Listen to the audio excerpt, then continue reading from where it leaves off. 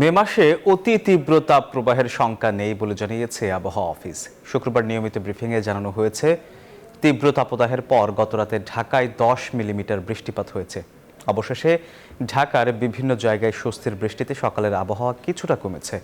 বৃহস্পতিবার রাত 9টার দিকে রাজধানীর কয়েকটি স্থানে বৃষ্টি হলেও মাঝরাতে শহর জুড়ে বৃষ্টির খবর পাওয়া যায়। প্রায় 1 মাস তাপদাহের পর আধা ঘন্টা বজ্রপাত সহ বৃষ্টিতে স্বস্তির নিঃশ্বাস ফেলে নগরবাসী।